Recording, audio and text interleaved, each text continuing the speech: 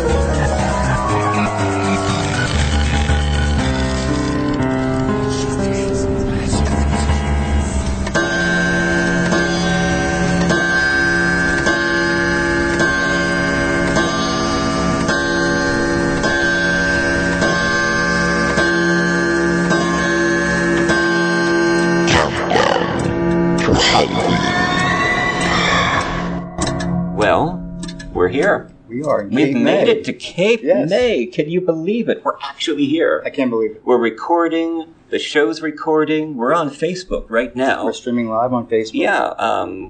Thank you to everybody who's joining us tonight. I wonder how many people we got out there. We got a few. Oh, yeah. We got a few. Some friends. Yeah, they are. Some good friends are out with us. And I'm sure people will pop in and out as the evening's going.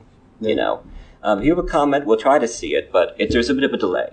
There is a significant delay. There is. Well, I'm T. Fox Dunham. And I'm Phil Thomas. And this is What Are You Afraid of Horror and Paranormal Show. This is episode 131. I know. Halloween at the beach. And that's where we are. And where are we, Phil? We're at the beach. We're at the beach. We're at Cape May. Yeah. Cape May. The Marquis De Lafayette Hotel. The haunted hotel. Haunted. I know. We got a lot of good stories. Oh, my God. Collected a lot of good stories. Yeah, we have been doing...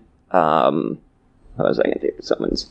Oh, just popped in. We have been collecting ghost stories for days now. Yeah. I've been out here. You've been out here. Mm-hmm. I've spent the last 2 days going around to places and just sort of, hi, here's our check. By the way, can we get some onion rings? And do you have any ghost stories? It's been a little... I've gotten some weird looks from some people. Yeah, you're really pounding the pavement. You've been here since... you've been here a couple of days. Thursday morning. Yeah. We came down.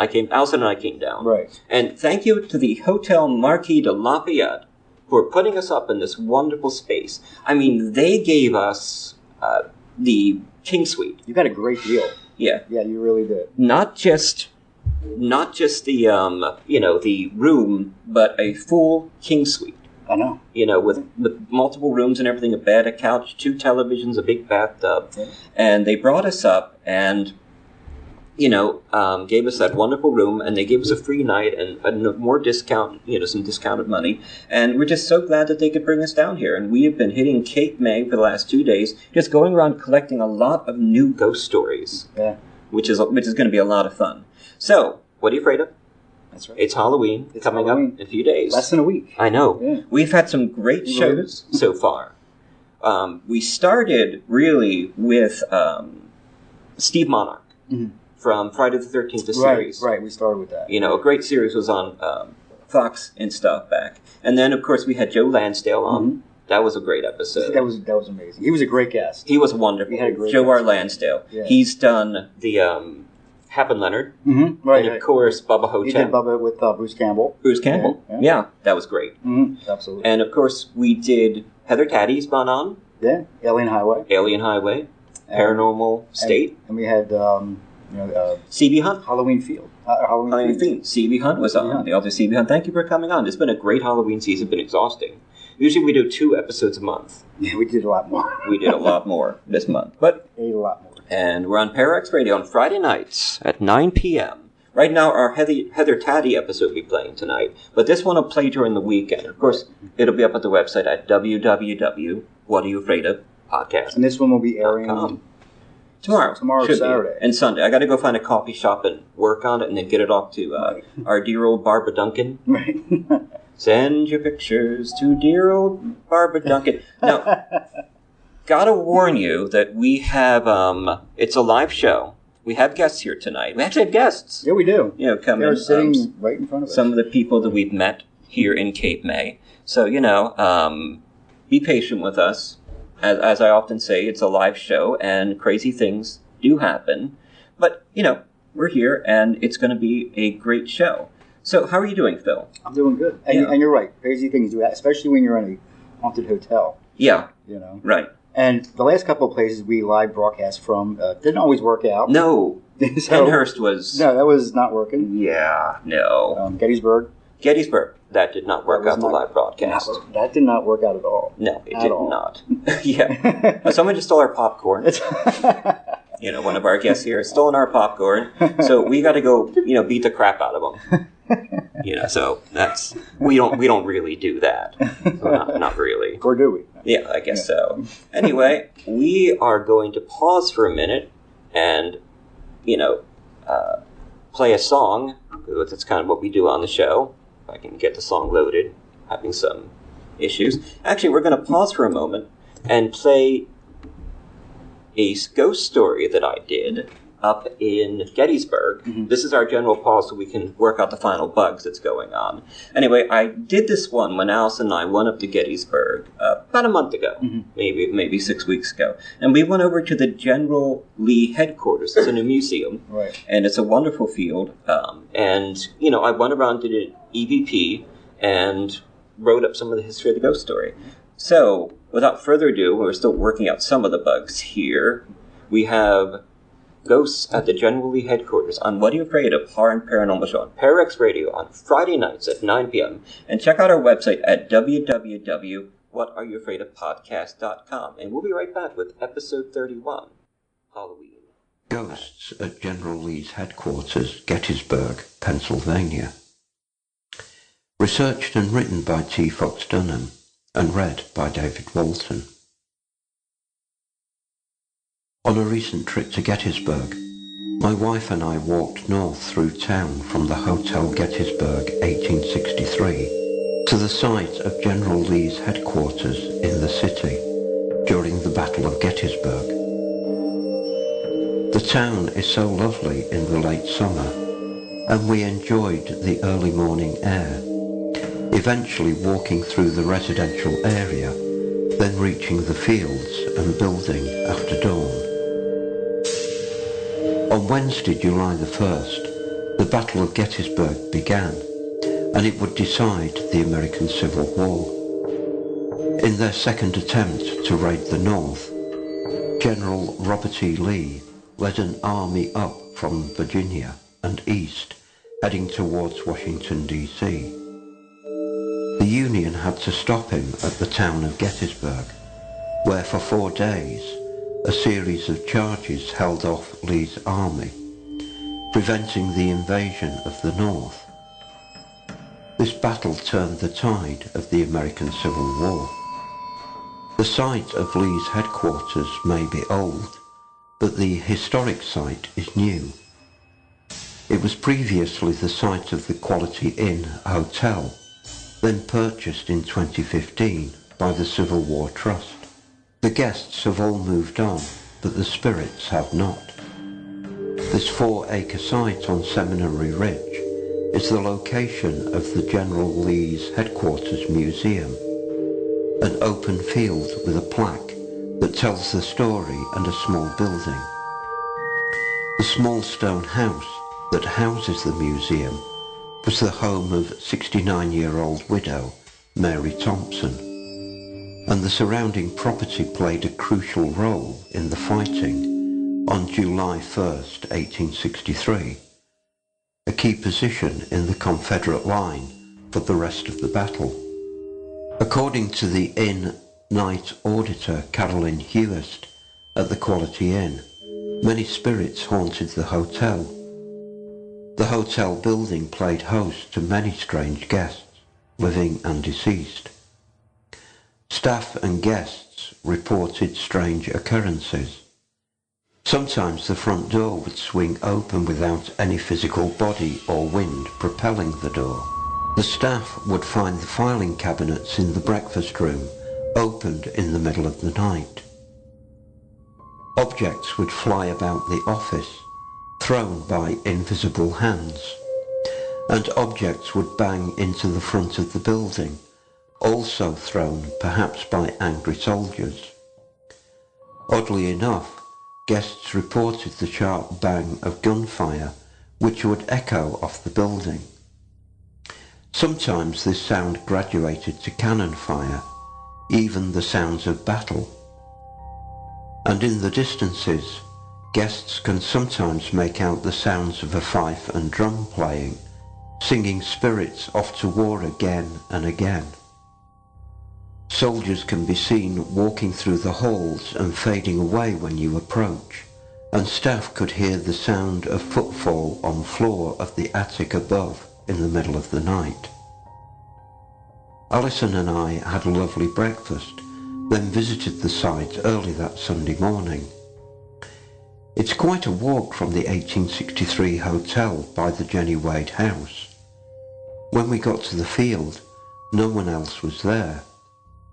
We weren't sure if the museum was open, so we approached the quaint stone cottage, holding fresh coffee in hand from 82 Cafe, located on 82 Steinwehr Avenue. The coffee was rich and amazing, and the owner was quite kind to our request for ghost stories. The sky hung dark and overcast.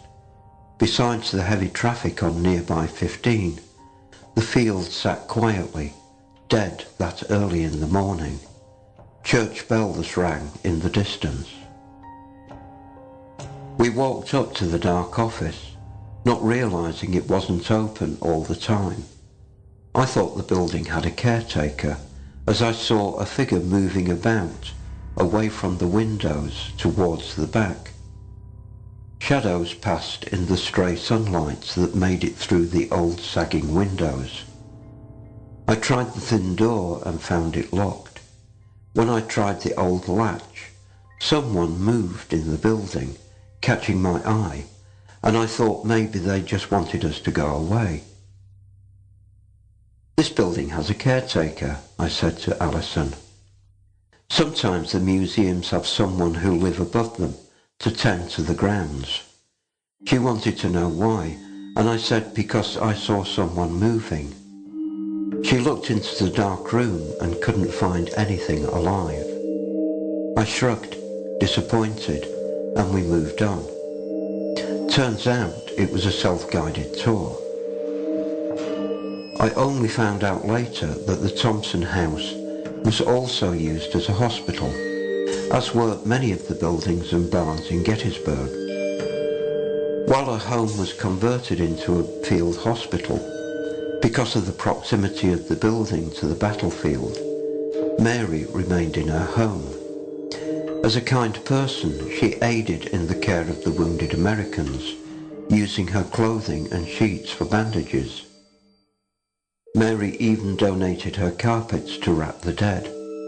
I wish I had known this because at the time I thought I heard the sounds of a man moaning coming from inside. I dismissed it as a component of noise pollution from the nearby highway. Who can know for sure? I wondered later if I had seen the ghost of Mary, who was still refusing to leave her property. I thought I had seen the turn of a petticoat, and wondered if we had come upon a reenactor in costume inside the museum.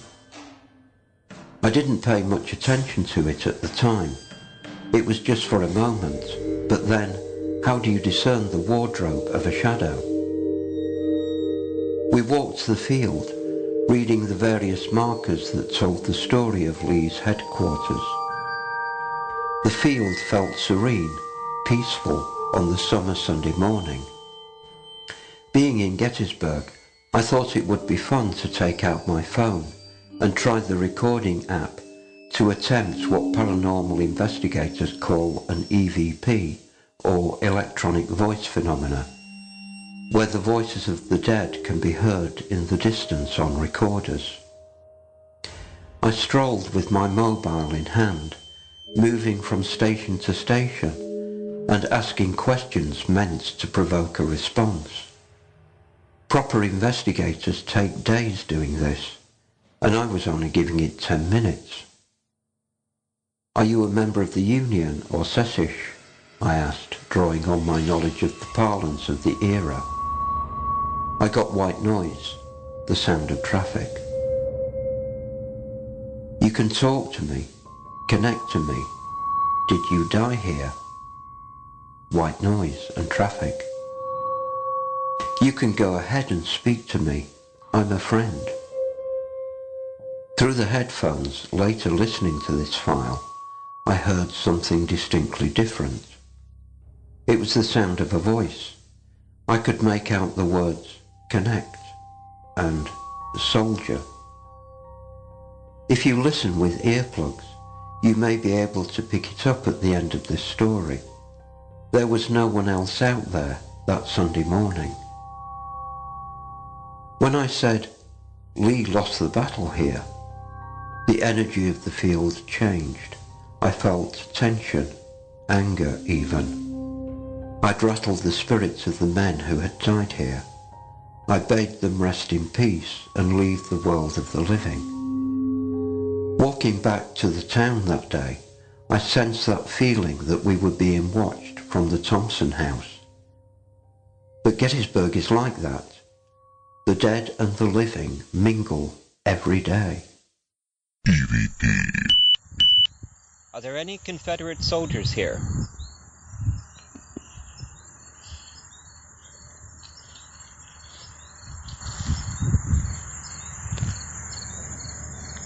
The Confederacy lost.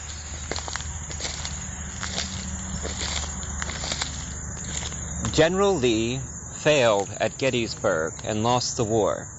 How do you feel about that?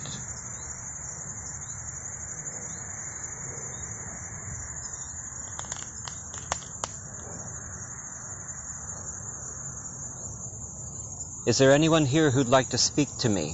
Go ahead and speak. I'm your friend.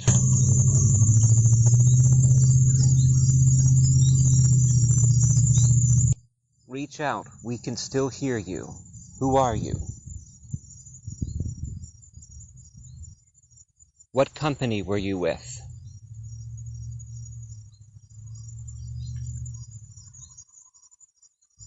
Did you die here?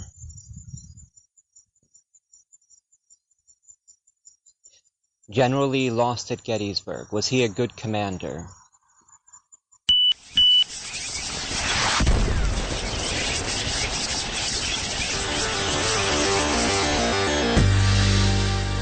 Those geek ladies, Sean and Victorian from Exploring the Paranormal with Geeks Paranormal, are at it again with another amazing season full of paranormal celebrity interviews with amazing guests and stories of haunted locations and so much more. You will hear it first on Para X. Tune in Wednesday nights, 8 p.m. Central. You will not be disappointed.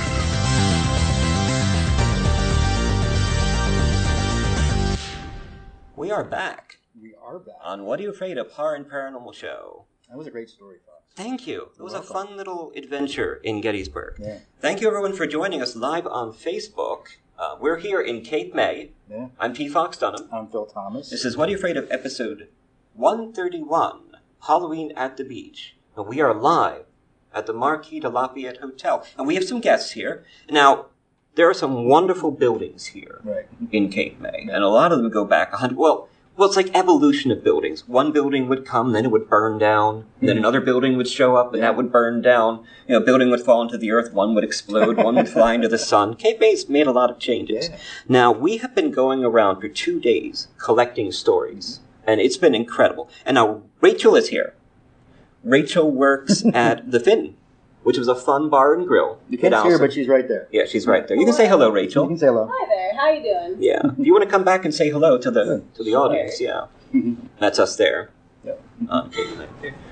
You'll see yourself in a minute. There's a delay. There's a delay. Yeah. You'll see yourself. But yeah, Rachel is here. By the way, Cast her in reflection. yeah, she's No a reflection. There you go. There we go. There's Rachel. Okay, so she told us this great story. Now, Congress Hall goes back 200 years in its various evolutions. It's a wonderful hotel and a series of shops. Now, this was the first story we got with Rachel. Now, okay, this is what she said. She said, okay, there was a bouncer who worked at Congress Hall. It was his first night. Mm-hmm. He went outside to smoke a cigarette or something like that. He had his phone out, which is what you do when you go outside with a cigarette in your phone. Yeah, it was like kind of quiet for him. One of his first couple nights, he was just like not doing much of anything, and he looks down. Like it was around Halloween time. You know, you expect a lot of costumes and whatnot around town. And he looks down the street, and there's like this guy walking down, kind of like in his general direction. Kind of looks like he's wearing a Victorian age costume. Okay. He's like, didn't really think much of it. He's like looking down at his phone, kind of just fumbling around. And he looks back up, and the guy's right there next to him. Like, boom. Like, he was down like 20, 30 feet. Oh, wow. Wearing this Victorian outfit, like frock coat, had a little cane and everything. And so he looks at, there's a gentleman in a frock coat or whatever. Great, it's Halloween time. Yeah. Looks down at his phone, looks up a second later. The guy was right in his face. Whoa. And then what was the guy like? There was absolutely no face. The face was a black void. Jeez. There was nothing there. Oh, like a howling void. That's creepy. Yeah. Good Lord. And, and so this the guy... this is like a big bouncer, right? Yeah. This big He's like super bulky guy. He's come back to work with us a couple of times before then, or sometime around then. Okay. And he I don't know, he's just never been quite like a long-term employee. He just didn't want to stick around very long. Right. I thought you were going to say he's never been quite the same again. Probably not, would you? I mean, he's always been an interesting guy, but that's what really got me was that that was definitely not even a week after he just stopped working for a while. Wow. He looked down at his phone and looked back up, and it was in his face, without a face. It reminds me like this jump scare horror movies. Jump scare horror movies. There he is. And that's I've been telling this story all over town, by the way, and said Rachel at the Finn told us this story. That's Rachel, everyone. Thank you, Rachel. You're famous. Yeah. She brought some. The people are going to come. People are going to come and see you at the Finn now. See? Yeah. Hey, I'm going to be there. So just say, wonderful. Hey, is Rachel around? We'll send you. Go to the Finn. There you go. Nice. And get their pumpkin white Russians. Exactly. Yeah, you were telling me how Russian. I swear to you. That is one of my favorite drinks. That was very good. Pumpkin Russian and pumpkin old fashioned are two of my favorite things. Well, it's an apple old fashioned. That's what. It's like that's a what nice she got. drink. Yeah. It sounds delicious. You were telling me how great it is, Yeah. right? I love pumpkin. I love pumpkin and anything. Yeah. Thank you so much, Rachel. Thank you, Rachel. Thanks for coming in. And nice to see you again. No, nice to see you too.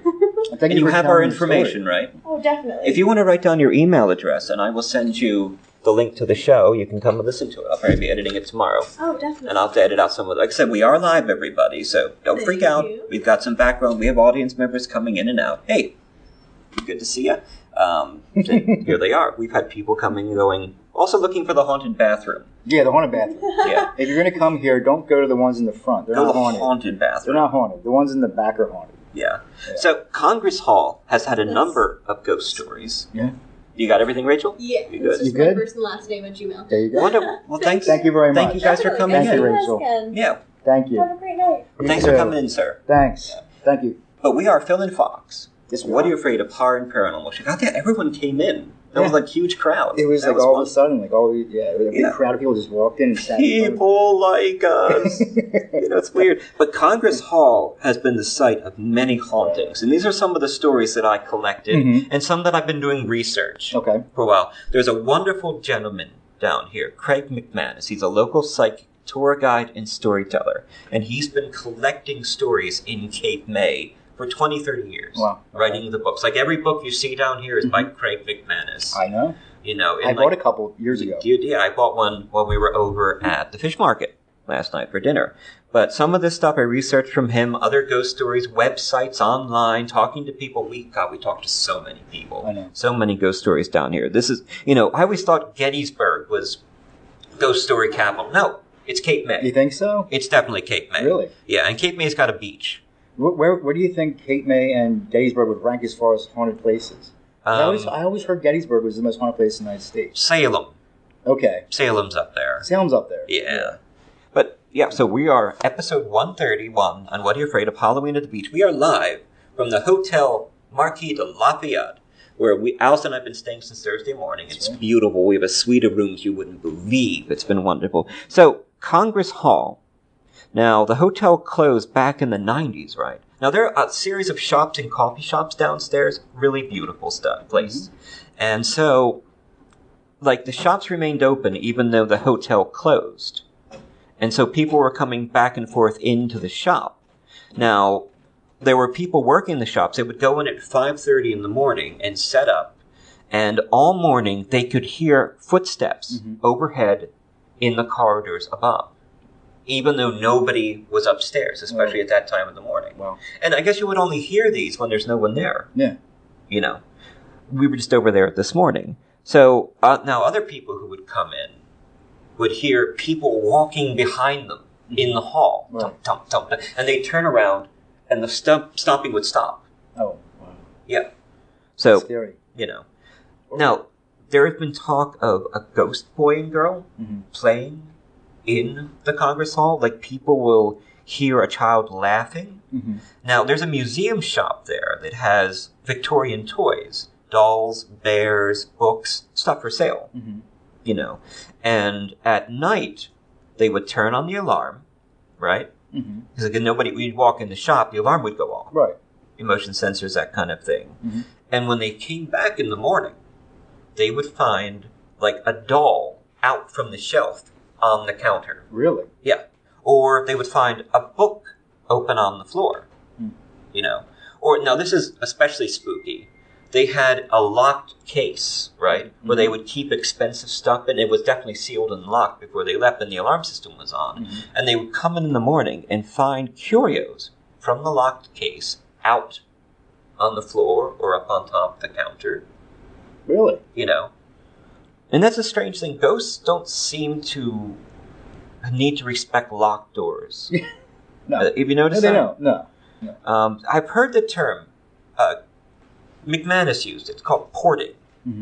They teleport objects, apparently. Okay. Like, I hear stories of hauntings all over the world, especially demonic hauntings, where objects suddenly go missing. Right. You know, like, you lay out a dress, you turn back, it's gone. Right. You have your car keys, they're gone. Ghosts like to take car keys. And then they would find things, too, that didn't belong to them, like a locket from the 1930s, would suddenly appear on the couch. Right. That's Or, creepy. you know, Yeah. Where are these things going? What would you do if something like that happened to you, where you just, you know... Yeah. Something, what would you do? I mean, like, if you were in that situation where you had some kind of heirloom and all of a sudden started appearing around the house and you weren't moving it. You would dismiss it. Right. You would absolutely dismiss it. You'd go, well, somebody left this here, or this just popped up, and then you go, who cares? Right. Until other things started happening. Yeah, right. You know. And then you can't dismiss it after that. Now, I was down in Congress Hall talking to some of the staff there. Now, this is really spooky, and this is the kids that played there, right? There was a boy and a girl. So these two kids would play there. They would hear them laughing in the halls. Now, this one lady, her family went down to a restaurant. She was alone. She was going to take a shower and join them. She goes up to take a shower, and she feels this smack on her, like her lower leg, right? Okay. And it burns. It hurts. Okay. She gets out of the shower, and guess what? There's a tiny hand red print. Oh, gosh. On her leg. When these kids grabbed her leg. Yeah. And when she got out, she looks at the foggy mirror from the shower mist. Right. And there were tiny handprints. Really? On the mirror. Little handprints. She was so upset that she called the staff because she thought maybe a ghost was, or the joke was being played on her. Right. Now, other things going on there with the kids. They play, you can hear them running behind you, running down the halls. There's a lot of ghost kids in Cape May. I guess they're attracted to the beach. Okay, yeah.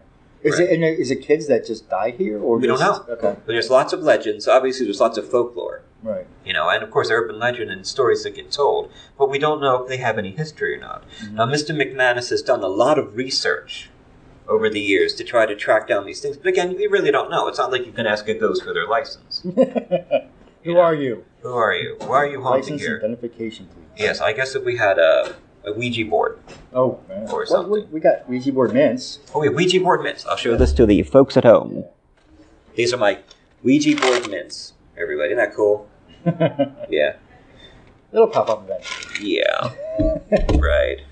But we are What Are You Afraid Of? Horror and Paranormal Show on Parax Radio on Friday nights. And find us at Parax Radio at 9 o'clock at night and our website at www.whatareyoufraidofpodcast.com, where you can find our archive of ghost stories, our music. We have some songs there, some horror fiction going up, plus every ghost story has an audio narrative element. Absolutely. Which is really cool. Mm-hmm. I really like that part. And of course, a page for each episode, all 131s, because this is Halloween at the Beach. Yeah. And I'm T-Fox Dunham. And I'm Phil Thomas. So, a couple of other things that happened there. There was a lady who, she put her shoes under the bed, and when she woke up the next day, they were tied together. Oh. As if a kid were playing. Okay, the kid tied her shoelaces. The kid together. Tied her shoes together. Like a joke. Trick. Yeah. Yeah, and what if she had put yeah. She would have noticed, yeah. Like a joke. So when if she went to walk, she just tripped. Yeah, right. Now, another creepy ghost story. We heard the story about the faceless man. Mm-hmm. That was the first story we collected yesterday. We went over to Finn's. We wanted a drink. I got the pumpkin White Russian. Allison got the apple cider whiskey old-fashioned. And we met Rachel, and she told us that incredible ghost story about the faceless guy and the bouncer. It's really creepy. Yeah, I thought you'd like that one. I like it, yeah. I like it a lot. Now, I met someone called Maxine, who works at the coffee shop there, right?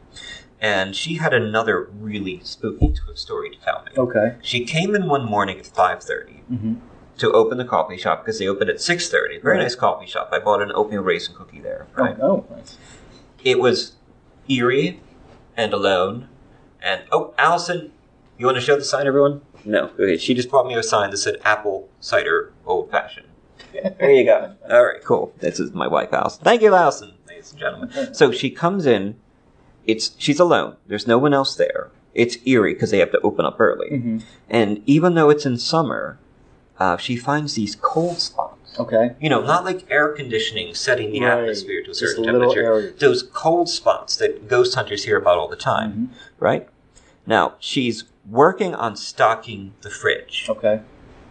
Filling up with soda and things like that. And she's hearing weird noises towards the back of the store that she's never heard before. And she thinks, is someone here? What's going on? And she keeps restocking. Right. She looks up, and out of the corner of her eye, she sees a black figure. Uh-oh. And then she looks up, and it actually moves across her vision. From one side of the store in her vision to the other side, very slowly. This black, luminous, dark figure that just chilled her to the bone. Is this like a shadow person? Like a shadow person. A shadow person? Yeah. At the That's what it sounds like. Congress Hall. Yeah. Right. And it scared the hell out of her. It crossed the room. Oh, wow. Oh, boy. This is at Congress Hall. You ever seen a shadow person? I have. You have? I have. I have, too. When I was a kid, yeah. Where did you see one at? Actually, it was at Fort Mifflin. Okay. Yeah, it was not the time we were there. Right. Or any time we were together. It was many years before that. Okay. We were doing an all-nighter there. Uh-huh. And, yeah. The soldier barracks. And we just were walking around. And there was like a barn area. That barn? Yeah. It's kind of like there's like tools and stuff. Yeah, they do. It was right next to it. I saw this thing walking. Mm-hmm. And I got my camera out and I took a picture. And it was like, I got this like little blurry like blob. But that's where it was. It was Fort Mifflin. Fort Mifflin, yeah. And we've been there a few times. It's very haunted. So. Done some live shows from there. Yeah. Yeah, it's a great haunted place. Rebecca Brumble brings us down there. Mm-hmm. And of course, all the ghost hunters love to go to Fort Mifflin. Yeah. So it's good to come down. I got a great EVP there. It's gone, though. It's gone. Yeah, they're always gone. No, well, I was using an old recorder. Okay. And the recorder I had, I just don't know where it is anymore. Right. And it was one of them things where you couldn't, it was so old, it didn't even have like a USB I couldn't transport the file anymore. Right, yeah. It was just stuck on the recorder. Okay. It's just gone. But it was, let me ask, anyone here? It was the same room that Ghost Hunters, saw the... saw the woman committed suicide. And this little girl's voice, distinctly, when I played it back, said, here. And no one else said it at the time when I was asking that question. Mm-hmm. It was very pronounced. Yeah, you heard that. It's unfortunately, I don't have it. Okay, well, that's okay. A lot of those get lost now. Yeah. Not a big deal. I'd still have it if I had a file, though. Anyway, we are What Are You Afraid of? Horror and Paranormal Show. We're on Parax Radio on Friday nights at 9 p.m. And check out our website at www.whatayouafraidofpodcast.com. This is Ghosts of Cape May. We are live on Facebook from Cape May, so you might hear some noises. There's not much we can do about that. Yeah, it's the ghost fan. The ghost fan. Yeah. The haunted fan. There's a ghost fan behind us. Yes, indeed. Mm-hmm. But we will be right back after these promos. What are you afraid of? Hi, I'm Tim Wagner, Bram Stoker award-winning author. Hashtag Grave Girls. This is Katrina Weidman of Destination America's Paranormal Lockdown. This is Jim Chambers. I'm the author of The Engines of Sacrifice. This is Jasper Barr, award-winning author of The Final Cut. And you're listening to What Are You Afraid of? What Are You Afraid of? To What Are You Afraid of? What are you afraid of? Love it. Fantoxic, please. Fantoxic.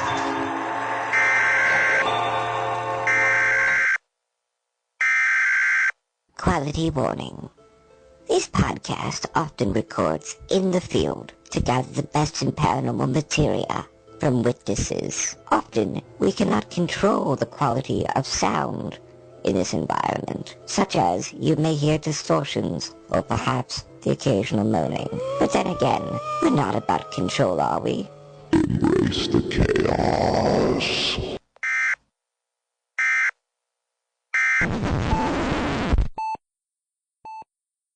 Mercy, a new horror medical thriller from author T. Fox Dunham, published by Bloodbound Books. Based on the author's horrific battle with a rare form of lymphoma that involved intense chemotherapy and radiation, Fox turns the horror of his experience into terror on the page. William Saint is dying of cancer. On most days, death seems like a humane alternative to the treatment. Stricken with fever, William is rushed to Mercy, notorious as a place to send the sickest of the poor and uninsured to be forgotten, and finds the hospital in even worse condition than his previous visit. Willie's memories faded. He grabbed his sack head, the sack head of the scarecrow, picking at the exposed chicken wire to hold them in. However, the memories fell out of the holes in his face. They wormed and crawled from the leather flesh from the old clothing of the scarecrow, then squirmed and wiggled down his body. The grounds are unkempt, the foundation is cracking, and like the wild mushrooms sprouting from the fissures of decay around it, something is growing inside the hospital. Something dark. Fangoria gives Mercy 3.5 out of 4 skulls. Dunham has channeled his many brushes with the other side into the exquisitely rendered, lyrical, supernatural hospital thriller Mercy. It's feeding on the sickness and sustaining itself on the staff, changing them, and now it wants Willie. Come now, Mr. Saint. Just a little more of that sweet milk. So salty and so good. You won't miss it. And we ever do so like our delicacies here at Mercy Hospital. Part medical horror, part supernatural suspense, Mercy is a hard-hitting fever dream of the novel. I enjoyed the hell out of it. Tim Wagner, author of The Way of All Flesh and Eat the Night. Available from Amazon, Barnes & Noble, and bookstores everywhere in both print and digital versions. Life is an addiction. Let go. Let it all burn.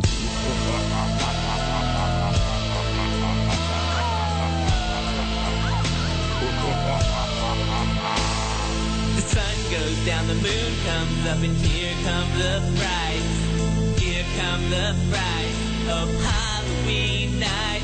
They're haunting, it's daunting. They carry flashlights. They carry flashlights on this Halloween night.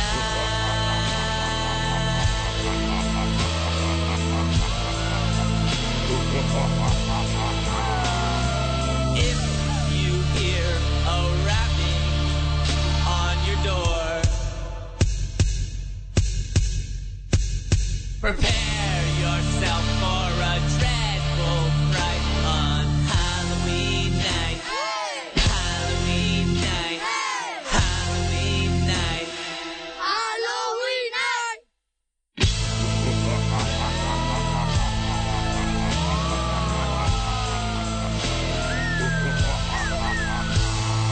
Werewolves are around, ghosts make no sound. Gremlins are creeping and monsters are sleeping. Skeletons are dancing while the vampires bite on Halloween night. On Halloween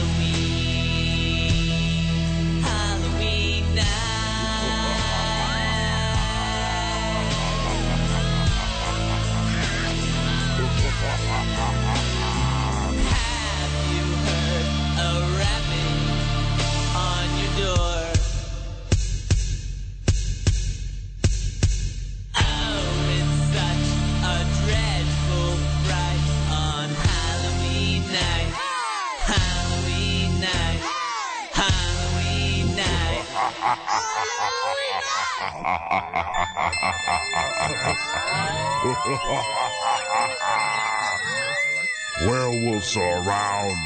Wolves make no sound. Gremlins are creeping around. Monsters sleeping. Skeletons are dancing while the vampires bite.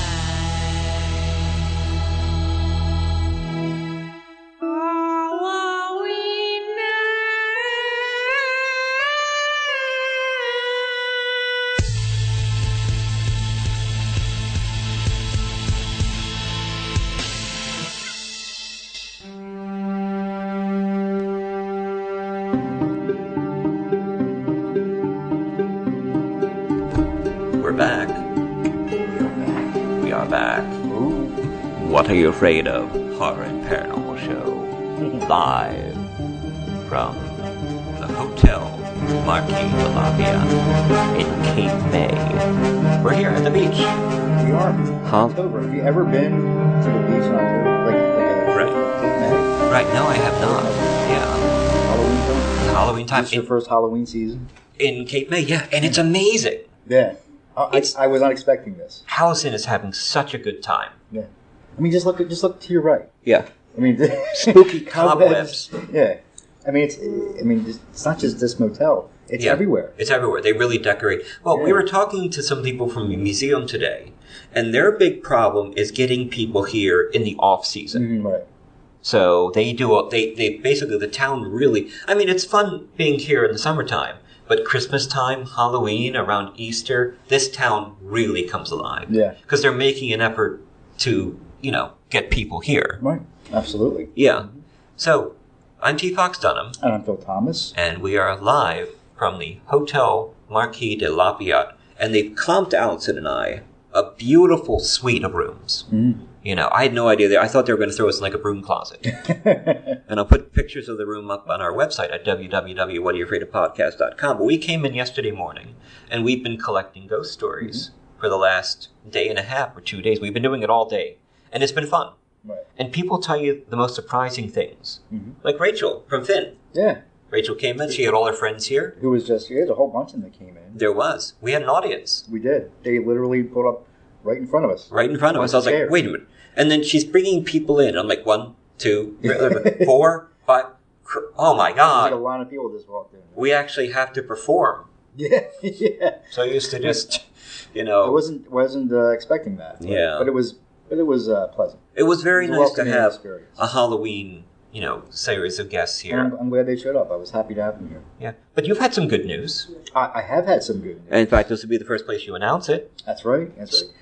Foundations Books has accepted my book for publication. They sent me the notice last week. Right. So, 2020, sometime in 2020. 2020. Yeah. I don't know exactly when, but it will be out then. Now, just really quickly, what happened to the book, The Predicament, is the one that they accepted for publication. I had it already signed a deal with Caliburn. I can say it. They're gone. But they went out of business. Yeah. So I got my rights back and had to shop around again for another publisher. And this is the publisher I found. I think they're very good. Yeah. And, I'm looking forward to, working with them. Right. So I just wanted to make that little announcement. Well, congratulations. It's exciting. Yeah. Thank you. Your first book out there. It is. And, it's, I waited a long time with Caliburn, just waiting, wondering when it's going to be published. Because I had a deal signed with them. I mean, you did. after that, what do you do? It's in their court now. And unfortunately, that's the way it goes. Once you sign that contract, they can do whatever they want. Right. Yeah. And I just kept waiting, and I I waited years. Right. And eventually, I got notification that they were dissolving the company, and that's that. And that's so really how it works. Square one, basically. Okay, well, here we go. I got to shop it around again, Right. This is the first publisher that I sent it to, though. Yeah. I only sent it to one. Right, just the one. And they took it, yeah. Well, that's great, Phil. Congratulations. Thank you. That is excellent. I appreciate it. Thank you. But we are here. We are here in Cape May. What Are You Afraid of? Horror and Paranormal Show. I'm T-Box Dunham. I'm Phil Thomas. And we have been collecting ghost stories. And, I was trying to get a guest on. Mm-hmm. And I'll tell you, trying to get a guest on in Cape May, because they're all out there. Right. Like Craig McManus is out there giving tours. I really wanted him to stop in. But he's just really busy. He's doing ghost tours. Right? He's doing the ghost tours. Right. He's Mr. Ghosts of Cape May. Mm-hmm. Mark Nesbitt is Ghosts of Gettysburg. He's right. But I got to say, after our time in Cape May, I feel like ghost story capital of the world, Gettysburg, is being challenged. Okay. I think Cape May might be the ghost story capital of the world. I don't think it's world, it's U.S. U.S. I think Gettysburg is U.S. Right. London's really the ghost story capital of of the world.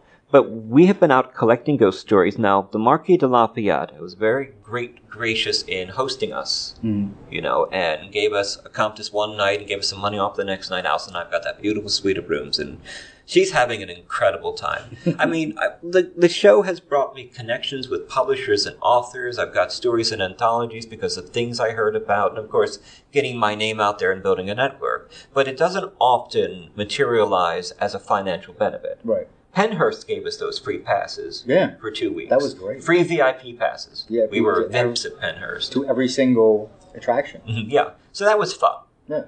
Very hard time at Penhurst. I mean, Allison said it best.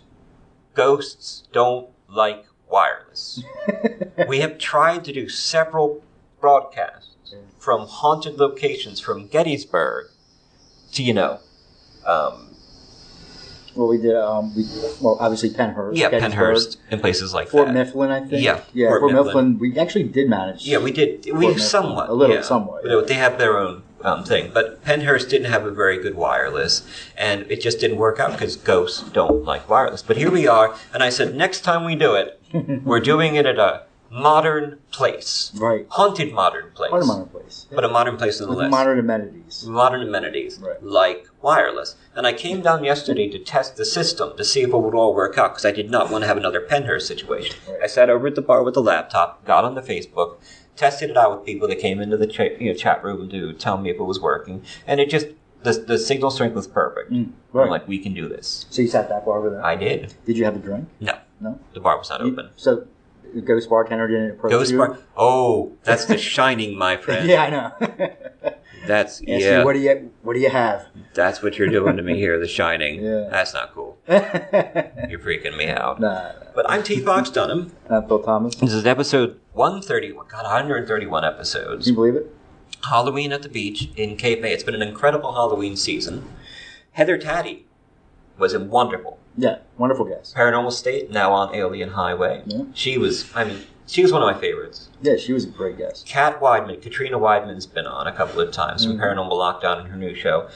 Kat, I gotta say, Heather's in the running for best guest. Uh-oh. So you better come on and defend your title. Yeah, defend the title. Here. And we had Joe R. Lansdale. He was amazing. Oh, yeah. Amazing author, amazing guy. Made me feel a lot better about writing. C.V. Hunt was on. Yeah, she was fun. About her new book, Halloween Fiend. That we could get her on. Yeah, that was your idea. It was, yeah. Because you read the book. It was an accidental idea. But yeah. I mean, I just happened to buy her book. And you're like, oh, I got this book it's from C.V. Hunt. I know C.V. Hunt. I know all the horror authors anymore. I really do. Yeah. I remember the Horror Writers Have you read? You borrowed it. I read some of it. I've gotten there. What do you think? It's. I love the atmosphere. Yeah. And the plot's fun. Oh yeah, very fun. So it's a great little book, and check that out. That's Halloween Fiend by C.V. Hunt. Now you're going to hear the occasional noise in the background because it's a haunted kitchen. Yeah. You hear that noise back there? Yeah, the noise. Yeah, dude. Yep, well, there it is. If it gets worse, I'm going to play your story. The ghosts are rattling the chains. The ghosts are rattling the chains. So we have been collecting ghost stories in Cape May for the last 2 days, just going around talking to people, like waitresses, a lot of waitresses or servers. And, you know, it's like... So what was Rachel? Was she your waitress? Yeah, she was our waitress.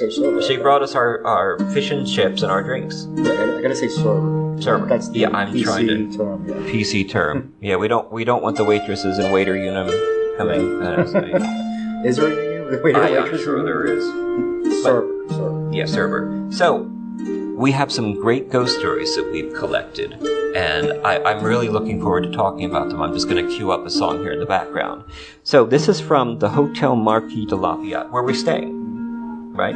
Right. So I got whisked away by the cleaning staff. I went into a lift, and there was one of the cleaning staff with me, and I was going upstairs to get Allison, and I said, "So, have you heard any ghost stories here at the hotel?" And she went, "Oh, where are you going? Riding up with you." She was going somewhere else, right? So she sort of whisks me away. She tells me this ghost story. And then she says, "Well, my mother saw it better. My mother stayed here." And I said, "Oh, well, it's a shame we can't talk to her." And she said, "Yes, we can. She works here." Oh, there you go. And she took me back into like the secret catacombs of the house keeping staff. Oh, wow. You know, very dark place. They have their own lift that goes up and down, padded walls. I wonder what that's about. And they took me into the private sanctum, the inner sanctum of the cleaning staff. And so they do a lot of cleaning in the rooms, obviously. You know, they come in after guests or during the day, right? And she was talking about, like, she even showed me this video, right? So... A video? Yeah. The different rooms have porches. We have a porch in our room. A balcony. Overlooking the ocean, by the way. Hey. Oh my god. They, like I said, I was talking before, fringe benefits. We got, comping us the room for the night and taking money off the next one to host us. That's great what they did. So Allison's very, very happy with me. 4 years, that sounds amazing. 4 years of doing this show. Finally, I'm getting free hotel rooms. Yeah. Hey, you know, because we rock. Why not? Yeah, we do. But, not just a hotel room, but a king suite. That's fine. I can't. So, she has this video, right? And apparently, they were cleaning a room, and they were looking out at the balcony, and there were 2 rocking chairs on every balcony. Or some of the balconies. I think it was like one of the middle ones, right? Now, all of a sudden, one starts rocking back and forth. And I'm not talking about blown by the wind in one way or another. It's up against a building, so there can't be a draft coming through, right? And this rocking chair starts rocking as if someone's in it. Just suddenly started, and as soon as it started, it stopped. She showed me the video. Okay. And it... And what did you... I was a little surprised, because people tell us a lot of stories, and they always say, well, I had a video, I had an MP3, but I lost it, or I don't have it with me. But this person did. Wow. Her mother recorded it. And she said later that night, they came back to the room, right? Okay. And it looked as if the rocking chair was leaning backwards, as if somebody were sitting in it. And when they came into the room, that ghost got up, and the rocking chair went forward and then kind of like settled as if somebody had been sitting there. Wow. That's and crazy. Came back. Isn't that amazing? That's amazing. Yeah, but she has the video. Right. Now, they also told me this story where they were cleaning the room, and she was in the bathroom, and she looks at the mirror, and there's a man's face. A pale, pallid man's face looking at her in the mirror. Wonderful. She thought a guest was in the room, which sometimes happens. Excuse me, I'm going to clean now. Yeah, she didn't see them. And when she turned back around, nobody was there. Wow. Here at Marquis De Lafayette. Nobody was there. Cape May. But you've been talking to the staff. Oh, I have been talking to the staff. That's a creepy story. I'm sure, maids at haunted hotels, have more stories than we know about. Yeah. Well, we're learning about them. We're learning about them. Yeah. I have. I talked to a couple of the staff, and one of the girls, she was talking about this other girl, Tori, who works here, and she was sitting at the front. The restaurant was closed in the back, and it's kind of in the area that we're at. Heard a crash, and when she checked, it was like something like dishes falling. Okay. And breaking. Yeah. And when she came back, and this place was closed. This is like late shift. The restaurant was closed. Nobody was even here. Nobody was here. Nobody was here. and checked everywhere, thorough investigation, never found anything. Yeah. No dishes, no breaking, no nothing. And when there's no one here, and you hear that, it sounds like someone's dropping dishes. So Yeah. how do you explain that? You know, it's pretty tough to do. You know? Yeah. And she was also explaining a couple other things that they had recently had paranormal investigators here. Yeah. You know, and they were in room 310. They came down afterwards, and actually the room we're sitting in, these lights here were flickering on and off. Yeah. They were just like kind of blinking, making a strange noise. Yeah. Almost like a fuzzy noise. And of course, the haunted bathroom. And the haunted bathroom, yeah. Where the lights flicker. The haunted bathroom's back here. Yeah. And you guys coming to see the show. What are you afraid of? Paranormal Show. We sent them back to the haunted bathroom. That's right. That's right. Because they were worried that when the bar closed outside, that she said all the drunks are going to come in and find the haunted bathroom. They're going to be passing through here. What are you doing? Where's these waters? They were worried about that. Well, if you're coming to visit, you know, you have to. It's a rite of passage. Yeah. You have to go back there. You did the haunted bathroom. You come to visit us? Well, I told her not to worry about it because when we do the show, we're used to drunken people bothering us. Oh yeah, wouldn't bother. Yeah, we're good with that. Not at all. And, it's kind of our audience. You know, and also at the same time with the lights, the TVs. Yeah. Here, they turn on by themselves. And you do they? And she said that you need remotes to do that. Yeah. And there's nobody to turn on the remotes. That was a story that one of the housekeepers told me. Oh, really? Was that she went into this room that had been empty for a few days to get it ready for a guest to come in, and the TV was on. Okay. Which was weird because nobody was in there. She just figured somebody had left it on, or they never noticed it. So she took the remote. You can't do it from the television itself. Right. Turned it off. Went about her house cleaning. TV comes back on. Really? Not only comes back on, starts changing the channel. Really? To like one, pause, change to another one, watch it for a while, and it freaked her out. I think she just left it on. And it set it on the porn channel? Oh, it was you. And that's where it stayed? That wasn't me? It was you. You were there, hiding. You were embarrassed of the porn channel. That's Phil Thomas. Newly published author coming out. No. Yeah. Now, another story they told me about the haunted televisions of the Hotel Marquis De Lafayette, which we are here. Right. Recording live for you too, for our Halloween special. They would go in and turn on the televisions while they're cleaning because they like the noise. Right. And there's, upstairs where we are, there are two televisions because we're awesome. And one in the bedroom, one in the living room. And she put on the one television, went out to the other television, and it was white noise and static, right? Ooh. And as they're watching it, it begins to blink off and on. And the channel number 666 keeps coming up on the screen. Oh no. Freaked them out. Yeah. 666 on the screen. And so she said we had to call a maintenance guy, and I said, really? You didn't call a priest? Yeah, right. The power of Christ forget compels. the maintenance guy. The power of, like Richard Pryor from the SNL Exorcist spoof. The bed is on my foot. Have you seen that one yet? No, not yet. I don't think I ever. No, I don't know. But I've heard of it. Doors slam shut and open on their own account. Right. Now, they have seen a little boy. You heard about this? Yeah. The little boy in the red shirt. The little boy in the red shirt. Yeah, which Frank from maintenance saw it. And he's a non-believer. Yeah. He was... Frank.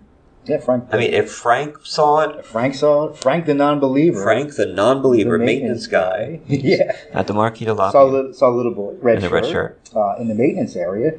And he went over because, a kid shouldn't be in that area. He's going to get hurt. You need to leave. He went over, and as he was walking towards the corner, it was across the area. Yeah. And as he got there, the closer he got, it just faded. Just faded. And was gone. Wow. And he apparently went crazy because this is somebody who doesn't believe in any of that. Yeah. And when he saw that, I think he believes in it now. Yeah. I think he's a believer now. I do believe in spooks. I do believe in spooks. I do. I do believe. Yes, we watch Wizard of Oz. Yeah. Like I said, you're going to hear a little background noise once in a while. The kitchen staff is cleaning. Yeah. Didn't know they'd be doing that. Well, I think this is a good opportunity for us to pause to play a short story that you did. Yeah. I hope. Did you like it? Very much. And what's it called? My short story? Yeah, the Pumpkin Carvers. The Pumpkin Carvers. This is something you wrote specifically for the show. I wrote it for the show. I wrote it for Halloween season. Right. So our guests, our audience is going to hear this short story that you did for the first time. Yeah. And this is the Pumpkin Carvers, read by you. You did this one. I put some music on it. So we will be right back on What Are You Afraid Of? Well, there's some noise going on, so I think we'll jump to a short story. And you can hear this on Facebook, which is really cool for the first time. I hope you guys like it. No, Phil, wonderful story. Thank you. You really don't have to worry about whether they're going to like it or not. Just you're saying the style that you did is just so much fun. I really appreciate you writing this for us because you've done some great work, like your Halloween movie expose. Oh yeah. Up at the website at www.whatayouafraidpodcast.com. Mm-hmm. Now I'm T-Fox Dunham. And I'm Phil Thomas. And this is episode 131 live. Halloween at the beach in Cape May. We've been collecting ghost stories the last 2 days, and it's a beautiful autumn night in Cape May. God, it's so beautiful down here. It really is. We always come down to the shore for the summer, but you've got to see it in the autumn. It's something to see. Anyway, so this is Phil's short story, Pumpkin Carvers, read by Phil on What Are You Afraid Of? Horror and Paranormal Show on Parax Radio on Friday nights at 9 p.m. And check out our website at www.whatayouafraidofpodcast.com for expanded content, links, pictures, information about our guests, a page for each episode, plus our archive of ghost stories. We're always adding new ones. And you've got an audio component to that, so you can listen to the ghost story or read it. Absolutely. And we've got articles coming up. We've got interviews that we're doing you can find at the website. And the website's actually shooting up a lot. Right. Getting a ton of looks every day. Yeah. So good. We will be right back.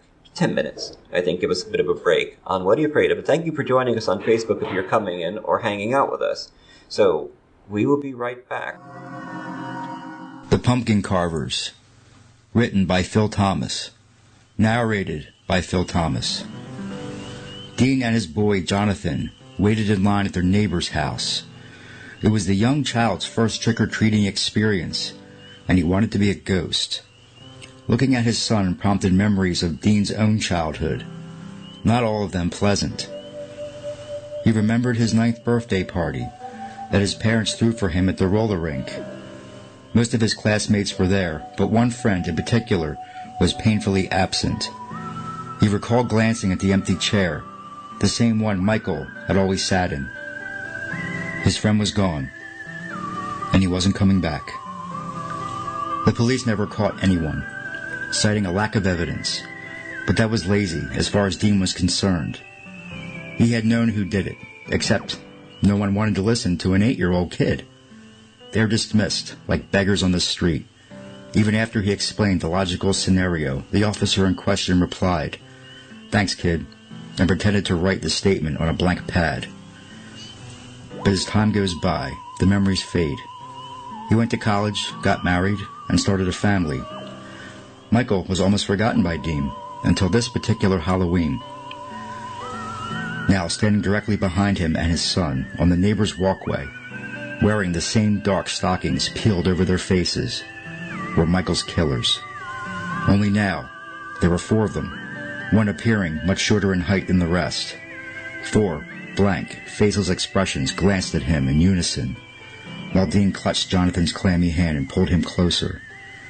More memories resurfaced, remembering the days leading up to his friend's demise all those years ago. Every day after school, the 2 boys would head to Michael's home, where they would watch their favorite cartoon, Thundercats. That was when Dean first noticed Michael's pumpkin on the front porch, a single triangular eye carved into its upper left side. "When did you start carving this?" Dean asked. "I didn't," Michael replied. "It just kind of appeared this morning." That one instance wouldn't have been too odd, but every morning leading to Halloween, a new feature had materialized with expert care. Another eye appeared the next day, then a triangular nose. Michael and his mother insisted they never touch the pumpkin, baffled with its mysterious transformation.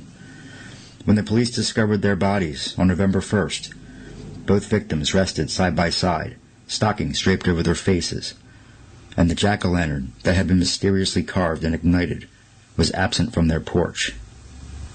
The same situation occurred the following year, with Mr. Reynolds' pumpkin seemingly carving itself, right before he was also found on November 1st, draped out of his bedroom window, glazed eyes to the sky, a single stocking resting across his frozen expression. And just like that, the odd occurrences ceased, with no disruption for 30 years, forgotten like a bad dream. That was until earlier in the month, when Dean noticed an abnormality with the fresh pumpkin his wife had placed on the front steps. A triangular cutout in the top left corner, leaving a glowing eye to stare back.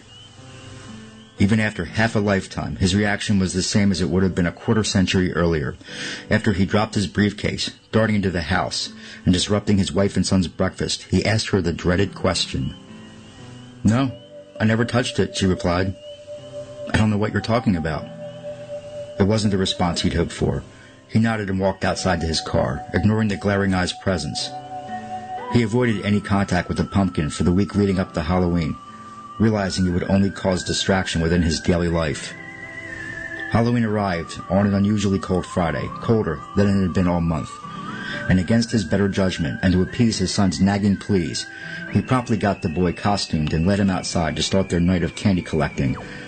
But then he caught a glimpse of the object that rested on his porch, the one he'd avoided all week, and stood stock still, prompting his son to tug on his arm. "Doesn't it look great?" his wife Lily spoke up behind him, exiting the screen door. "I don't know what good Samaritan carved it for us, but they even went to the trouble of lighting it." Dean had never told Lily about his suppressed childhood trauma, or the horrible demise that every person or family suffered after their pumpkins had been carved by a mysterious group of entities that only appear on Halloween night. And he wasn't about to start now. Dean and Jonathan managed 6 houses before spotting the 4 entities in line behind them. After 30 years, the scenario was the same. They didn't speak, and they moved their heads in unison, like thinking with a single mind. They glared at Dean the same way as when he was a child, brushing past him in line in the same way, holding their brown woven bags at arm's length and refusing to answer anyone addressing them. "Well," Mr. Marvin said, standing at his front door with a large bowl of candy, "I'm not obligated to legally give you any treats until you say the magic words." They ignored him and turned to stare back at Dean. "So what are y'all supposed to be?" he nervously pried for any response. "Well, okay then. Here you go," Mr. Marvin continued, grabbing fistfuls of candy and tossing it haphazardly into each of their bags, causing fallout casualties to miss their mark and scatter to his feet. "All right, thank you for coming. Goodbye now."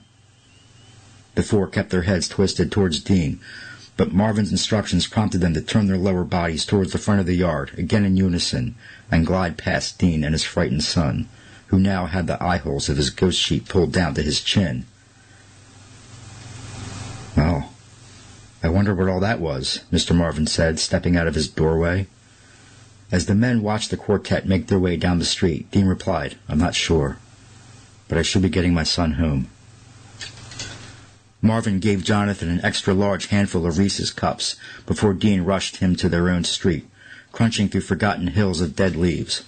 They were almost home when Dean noticed the 4 standing shoulder to shoulder at the crossroads of their block. He realized that Jonathan would only slow them down, so he scooped the boy up in his arms and sprint-walked quickly to the front yard, ignoring their advances from his peripheral vision. "Lily!" Dean yelled as he burst through the front door, looking out the living room window at the 4 shadows gliding gracefully towards their front sidewalk.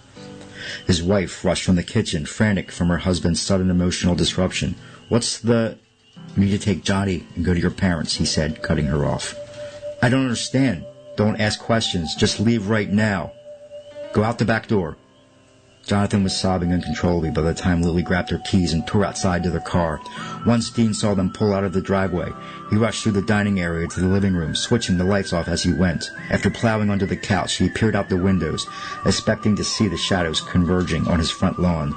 But the outside street was desolate, and Dean briefly wondered if he just imagined everything, experiencing a slight surge of stupidity. That was immediately before the pounding at his front door snapped him back. After a lull, his breathing ceased when the pounding resumed. Exhaling and easing himself off the sofa cushions, he felt relief that his family was safe, but also realizing that he might never see them again. Whatever these damn things were, they had finally come for him, just like Michael, and he knew that he couldn't run. If they didn't get him this year, they wouldn't rest until he was theirs, and he wouldn't, no, he couldn't jeopardize his family that way. The front door wasn't locked, and he wondered what would happen if he'd opened it. hoping they wouldn't take it as a welcoming gesture. As he reached for the knob, another pounding came, this time louder than the last, and he felt a warm rush of wetness down his left leg. After ignoring the fact that he pissed his pants, he quickly twisted the knob and threw the door open. Standing at the edge of the porch were the four shadows, but now their face stockings were better lit and more pronounced. "Well, what are you waiting for?" Dean asked. "Come and get me if that's what you want." The three taller shadows began to move forward, but were stopped when the shortest of the four stood in front of them, extending its arm to block their advancement. The others backed off. Then, picking up the jack-o'-lantern, it turned and began walking down the path with its companions. Something about the way the shorter one walked triggered a memory in Dean. "Michael?" he blurted. The shadow turned and nodded again before disappearing into the night.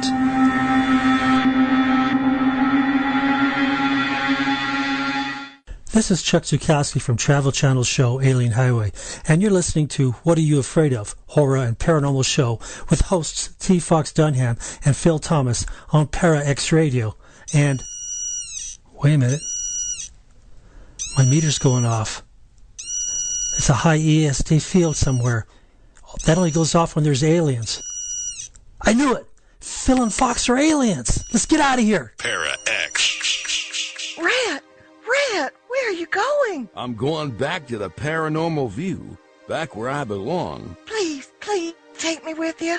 No, I'm through with everything here. I want to see if there's something left in life I haven't explored. Do you know what I'm talking about? Oh, Rat, don't run to them. They talk about ghosts and hauntings, UFOs, and all kind of supernatural scary stuff. You'll never understand, will you, Scarlet? No! Well, that's your misfortune. Rat, if you go, where shall I go? What shall I do? Frankly, my dear...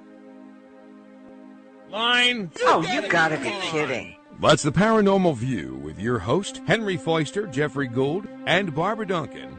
Every Saturday night at 8 p.m. Eastern, exclusively on the Para X Radio Network. We are back. What Are You Afraid Of? Horror and Paranormal Show. Para X Radio Friday nights. Check out our website at www.whatareyoufraidofpodcast.com. I'm T. Fox Dunham. And I'm Phil Thomas. And this is episode 131 episodes. Halloween at the Beach, live from the... Where are we at again? The Marquis De Lafayette Hotel.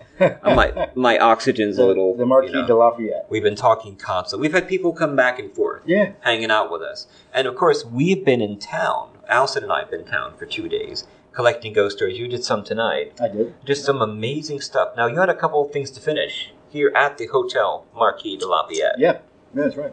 Well, I was talking to them. Yeah. And... by the way, I hope you guys liked that short story. It was fantastic, Bill. Thank you for writing that for us. And it's based on, I'll get into that in a minute, but it's based on something that really happened. Mm-hmm. So, Megan, at the front desk, she had 2 cats. They unfortunately died in a fire. Okay. They perished in a fire, and it really just destroyed her. And she's one of the women that work here. Mm-hmm. And she was telling me, this is something from her personal life. She wears their ashes around her neck as a necklace. And one night, shortly after this happened, and her poor cats perished, she was laying in bed. All right. And it was middle of the night, and she wasn't sleeping because, she was just laying there, and all of a sudden she felt like a jump. You know how cats jump on the bed? You feel it at your feet. Yeah. And the depression came, and she waited, and then all of a sudden, boop, boop, like little footsteps across the bed, and just kind of right next to her, just laid down, and she was like, no, she hadn't brought any other cats yet, no other cats, and so she got up and turned the light on and looked because she couldn't understand what was going on. It was the exact experience that she used to have when they were, alive and running around, and she can't explain it to this day, but that's what happened. They came to visit her. They came to visit her, and that's really what she believes. I believe it too. I think it's. We always hear about people and humans, and how loved ones come to visit. But she loved them so much that I believe their animals can appear in spirit form as well. I think so. We've done some animal ghost stories before, especially about pets that have been loved and gone. Now, just to warn everyone, we are live, so there is some background noise going on. There's not much we can do about that. No. But I'll do my best to filter it out. Sure. When I'm doing the story. So we've been collecting ghost stories in Cape May, and it's been wonderful. Everyone's just opened up to us. Say, well, I'm looking for ghost stories. Boom, I've got one. Oh, and if they don't have a personal story, they've heard one, which is just wonderful. I mean, I prepared card after card after card of ghost stories that I either researched or collected. You got a collection of flashcards. We're never going to get through them all. Right, I know. I'll have to make them into some stories later on. Now, Allison and I had dinner at the Cape May Fish Market.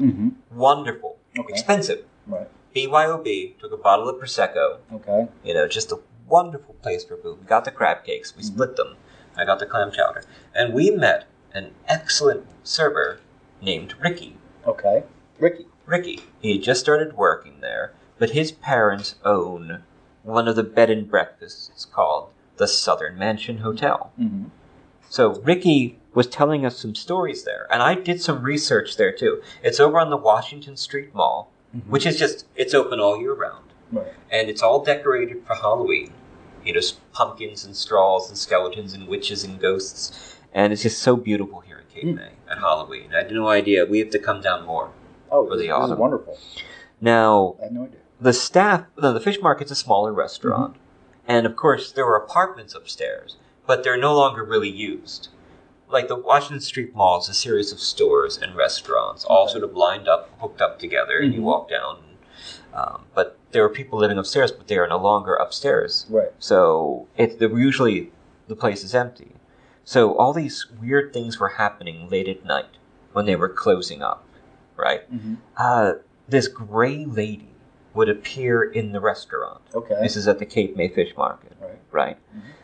They would hear people walking upstairs, even though, obviously, the restaurant was empty, And now, one of the managers, I don't know if she still manages the Cape May Fish Market. She managed a bunch of the stores. Right. She was folding napkins in the fish market. And she looks up, and this strange man, kind of gray, walks out from the back, walks into the restaurant, and she's like, "Can I help you? What's going on? Am I being robbed?" Right.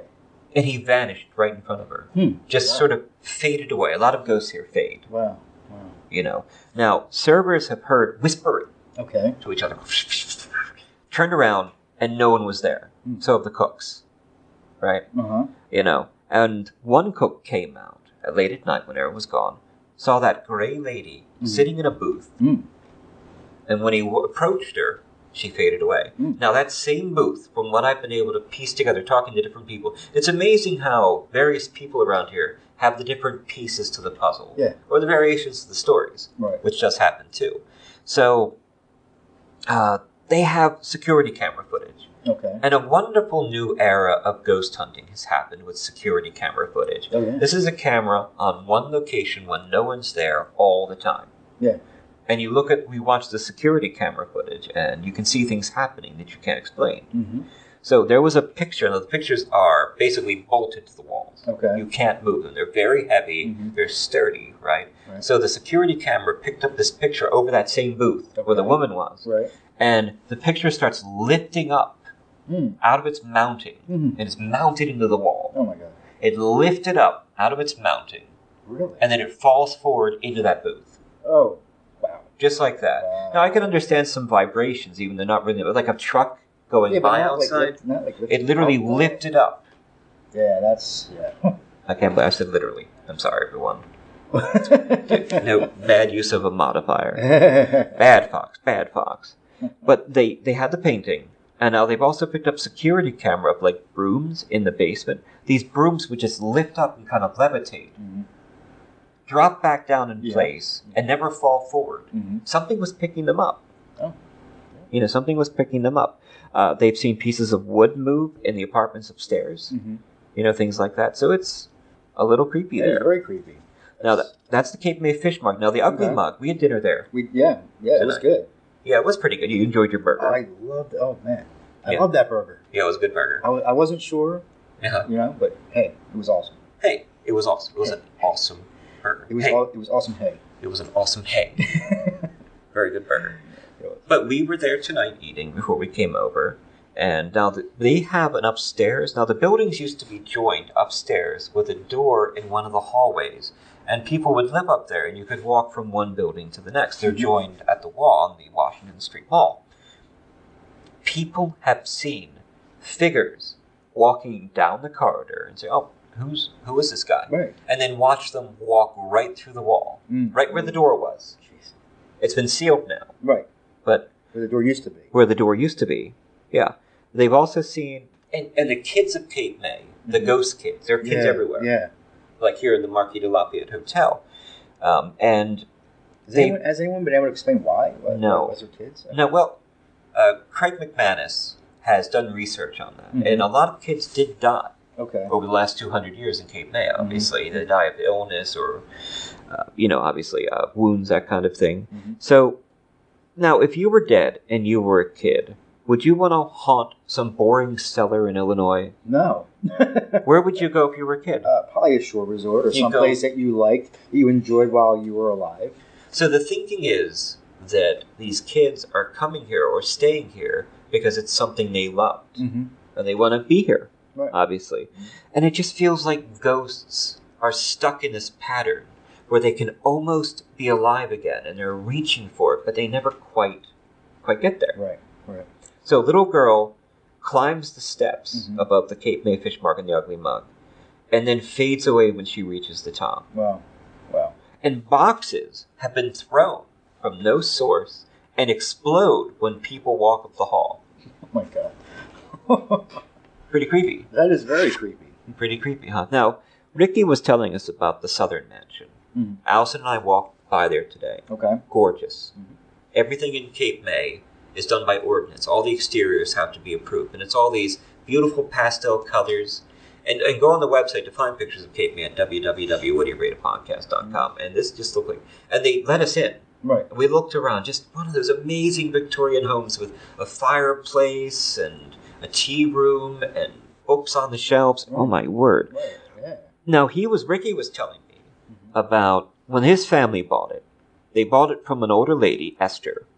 And her only condition was that she could live there rent-free, and she wanted to die there. Okay. And she was too old to take care of the property, but she wanted to stay living there. Right. She died in one of the rooms, and they have seen her. Okay. They have seen this faded spirit of Esther walking to her room, and then fading away in the hall, as if time is playing itself as an echo, dissipating. Right. Now, in room 2, there was this old chap. He would come every summer, and he loved to play the piano, and he had a piano there, right? So he would play the piano every summer, and then one day he died. Okay. Now, people they removed the piano when they renovated, but people could still hear the piano being played at summer. Oh, okay. After he died. Oh. Chefs have seen random glasses exploding. His music. Exactly. Playing for anybody who listened. Right. Now, what's really creepy is there was Esther Allen. It was George Allen's niece. They owned the property. Cape May's been here for a while. Oh, yeah. Right. Oldest shore resort, right? It is. Yeah. It is. In the country. Esther became Esther Mercury. She married, right? And you can see these old wedding photos framed on the walls of her wedding there at the property. And she was apparently a fun alcoholic. Okay. They're the best kind. Yeah. The fun alcoholics. At parties, but you don't see them in the, Yeah, So you don't see them later when they're puking. She became depressed, right? And she hung herself out the front of the property. Oh, okay. Hung by a noose. Right. People can still see her ghost out in the front or partying. And from what I could determine, hanging from a noose some nights. People have walked by the building or driven by and seen a woman hanging from a noose, sort of swinging back and forth in the wind, and then vanishing into the light. That's very creepy. Isn't that wonderful? That is. Yeah. That is, wow. But we got to thank our wonderful Ricky for telling us these stories and his family. Yes. And we're here. Thank you. We're here in Cape May. Well, that was a good story, the Pumpkin Carvers. Oh, thank you. Thank you for sharing that. You're welcome. You want to tell us a little about that? Well, yeah, like I was telling you during the break, it was something that actually happened to me. Right. Something that was based when I was about 5 years old. Okay. I even mentioned it, in the story, that the little boy's a ghost. Yeah. And it's something that, I was being taken around by. I mean, my memory is still a little. I think we had one of my friends with me. Okay. Childhood friends and like their mom or something, Mm-hmm. and my mom took me around, and I was a ghost, and Mm-hmm. we were at, out front of a property waiting in line. It was like, this one property was, there were the woman standing out. Remember the woman standing out front giving away candy at a big bowl, and there was this pair of we don't know who they were, just figures. Yeah. They were dressed the same. They had stockings pulled down over their faces. Stockings pulled down. Creepy. And I remember the incident. I actually remember it. And I was very short. I was a little kid. I was looking way up at them. They looked like giants, Yeah. And they both looked down at me to say like almost the same time. Okay. When they stepped towards the woman, she had the candies. She goes, creepy costumes. Who are you supposed to be? Mm-hmm. What do we got here? They did not say a word. Oh. They just stared at her. Okay. Like both of them. Like neither one of them said a freaking word. Mm-hmm. They just looked at her. And she kept crying, asking more questions. Like, are you going to say anything? Trick or treat? And nothing. Just a stone expression. Stone cold expression. Wow. She goes, okay, my mom was standing there. My mom was getting freaked out. She's like, just looking, like, oh my God. And she's okay, here you go. Just toss the candy at them in the bag. Goodbye now. Have a good night. Just get out of here, right? And when me and my mom approached and our neighbor, the woman looked at my mom. She was like, "What the hell was that?" She goes, "That." My mom was like, "That was just bizarre." Yeah. And I still remember it. Yeah. As young as I was, I remember it very well because it was very odd. Yeah. And I can't believe I never decided to make it into a short story before. When you did it, the show. I did it, yeah. You can listen to that at What Are You Afraid Of? Horror and Paranormal Show. Pararex Radio, Friday nights in 2 minutes. Actually, our second part with Heather Taddy. Yeah. We did an episode every week, except with the one pause, through September. Yeah, we did. When we had the fellow from Friday the 13th series. We were going strong, man. Well, we're going strong. Halloween's our busy time. It is. We'll be lightening up a bit now. A little bit. Just can't do all that. Right. But, it was Halloween. We had a lot of good episodes. C.B. Hunt was on. That was amazing. Halloween theme. Great to have her. It was amazing to have her. She was very gifted. Yes. Thank you for sharing. And, of course, Joe R. Lansdale. Yeah. Amazing interview. Amazing. Just amazing author. He's done many things for television. He has Happen Leonard on Bravo. Yeah. And, Sundance. Mm-hmm. The Sundance Channel. And, of course, Bubba Hotep. Gotta love Bubba Hotep. Yeah. We had Heather Taddy from Paranormal State and the new show, Alien Highway. Mm-hmm. She was amazing. She was. A lot of spooky ghost stories there. So we appreciate everyone coming on. Yeah. But we are in Cape May, live, broadcasting live on Facebook. And, of course, the file will be available at www.whatayouafraidofpodcast.com and all of our podcast services. And, of course, on ParaX Radio, probably this week. And I'm going to get it out, see if I can edit it tomorrow morning, or maybe do it Sunday. But we have been out collecting ghost stories in Cape May for 2 days. Allison and I have been having a lot of fun doing that. And just, we want, okay, I'll give you an example of what we did. We had dinner, then we went over to this tea shop, right? And just a wonderful place. Went up, here's our card, here's the brochure, we're over at the Hotel Marquis De Lafayette. Mm-hmm. And we're collecting ghost stories. So if you ever had a paranormal experience, especially in Cape May. And now they didn't really have one, but they'd heard this story of this little girl who would run down Washington Street Mall, hit their building, on the outside, and then fade away. Right. Because a lot of kids haunt Cape May. Yeah. Like in this hotel. When we came here in February, I just had a CAT scan done, and we decided to get away for a few days and sort of get to the ocean and be to ourselves. I saw this little kid. I don't remember if it was a red shirt or not. Right. Okay. Oh, wouldn't that have been weird? Yeah, I didn't pay attention. I saw this little kid go running down the outside, like they have these outside corridors leading to the front of the building, and it turned the corner, and she was gone. Oh, and in February. Yeah. But she was dressed like it was summer. Yeah. Oh. So maybe that particular ghost died in the summer months. Well, we've heard stories of a little girl that fell from one of the upper floors and died. And she was trying to get to the beach. She was so excited, but she fell off one of the railings and died on the ground below. So maybe that's her. Oh. Or maybe that's the boy in the red shirt. You remember the color of the shirt? No, I don't. I wasn't paying much attention. I thought it was just a kid. You saw this. Yeah, I wish I'd taken a picture or something. But now they've seen the little boy in the red shirt appear before the desk, like hiding, and they'll hear a little kid giggling and look down and for a second see him, and then he's gone. And of course they've seen the owner's face. The owner died here in the pool, apparently. There's a pool underneath this room. Right. Yeah, that's been filled in when they built the restaurant. But the owner apparently died in this pool. And they can still see the owner walking, like, where his office used to be. Because they would see him walking from one side to his office every morning. And of course he's gone.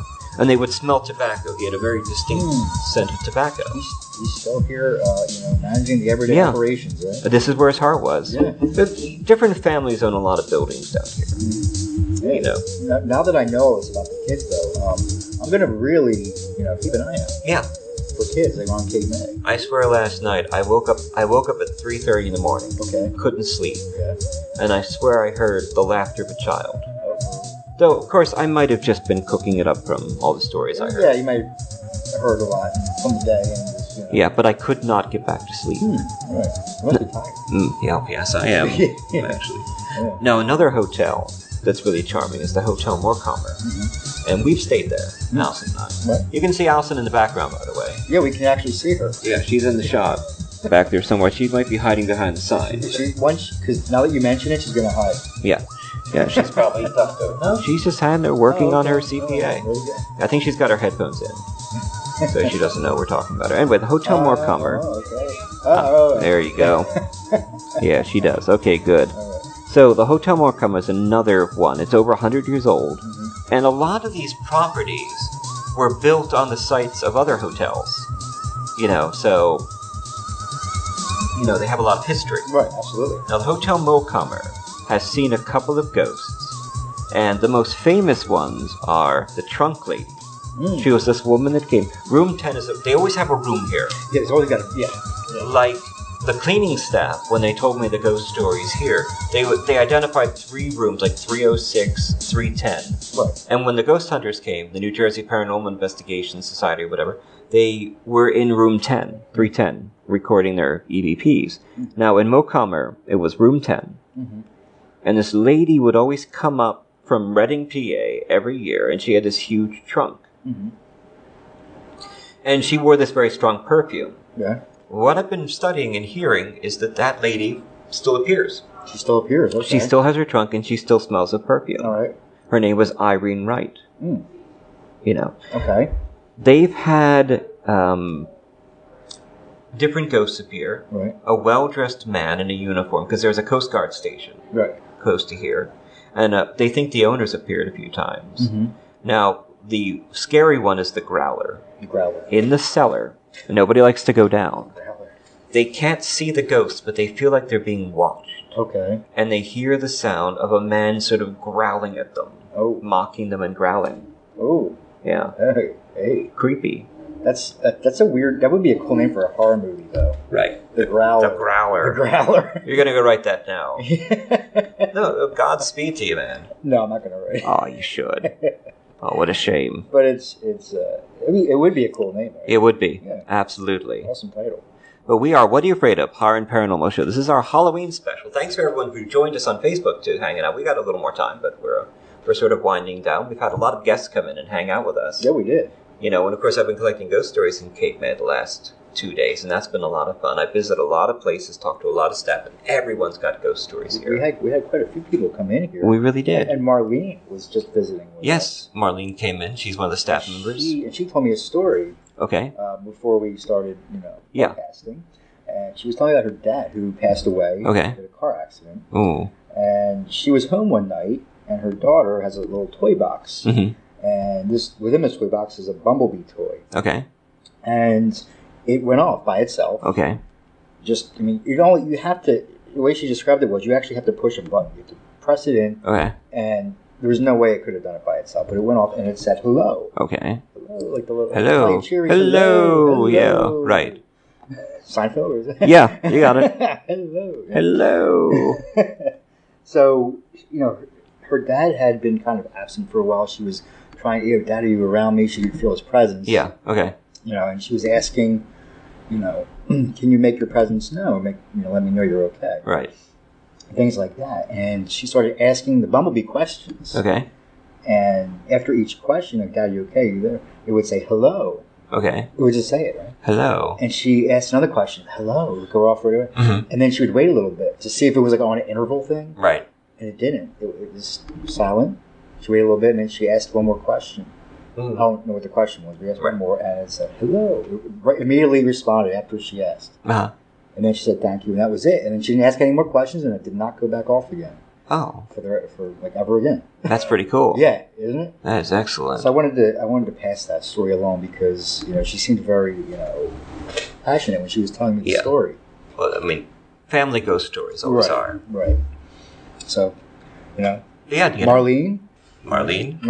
She was just in here. Thank you for, she was just in here. Yeah, hanging out with us. Thank you for that story. That was wonderful, Marlene.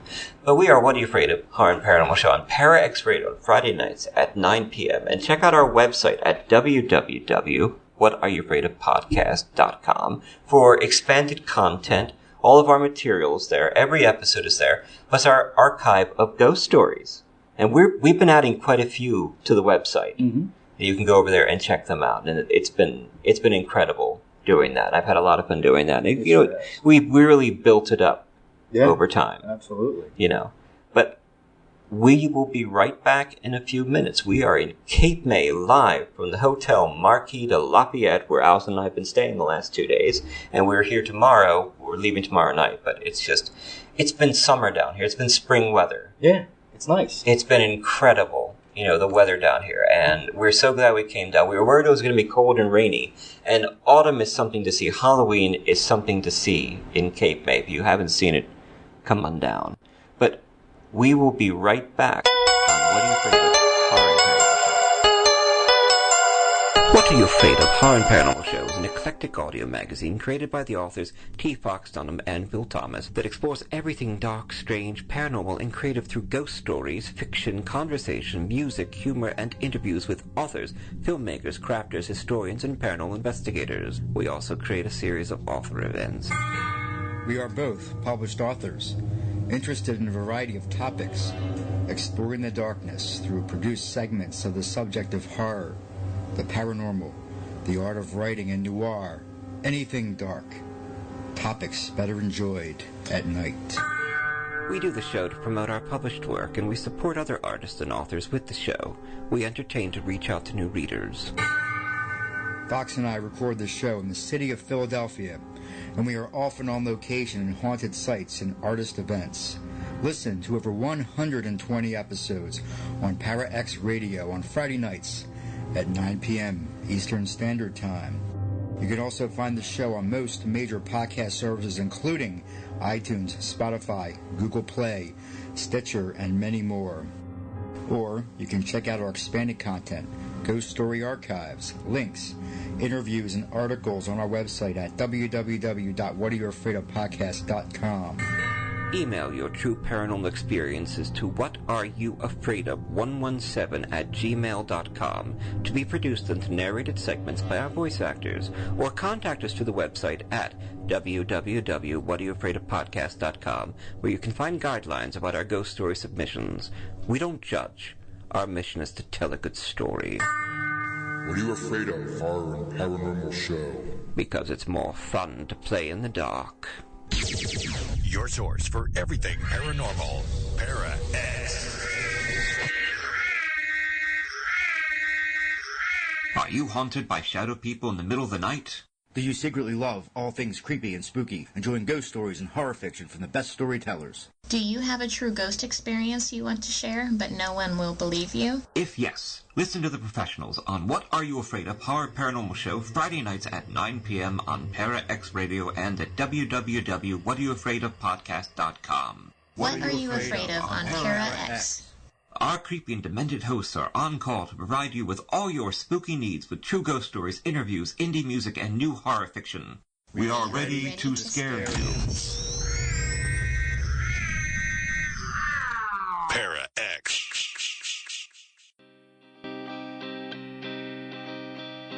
Have you noticed vampires getting far too much love to the detriment of other groups? Half undead, those elitist bastards skulking in their castles, sleeping in their velvet cushioned coffins, shunning daylight in their mansions like they had something to hide.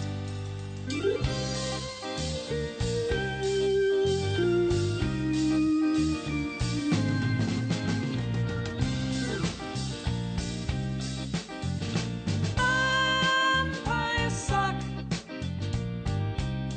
They're so not cool.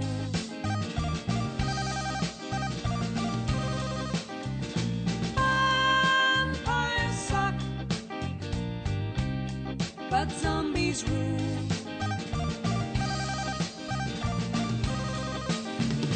You might think they're both just living corpses, but that's not quite true. In fact, there is a crucial difference. Zombies have great numbers, but vampires are few.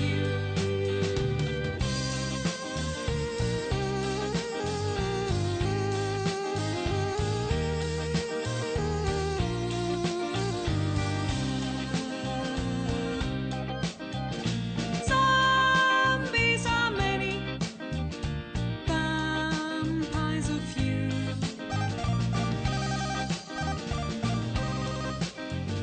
Zombies are many, vampires are few.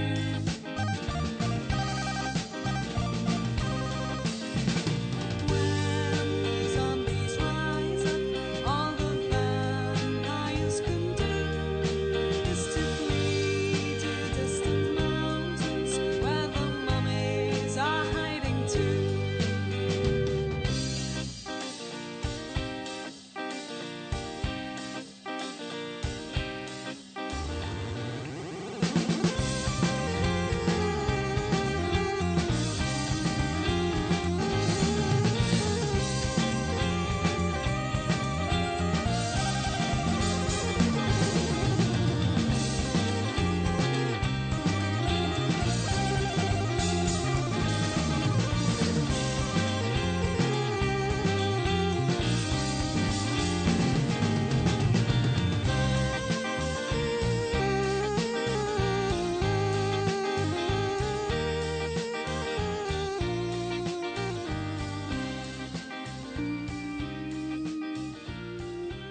Gotta thank the Marquis de Lafayette for bringing us down here and letting Allison have this wonderful room.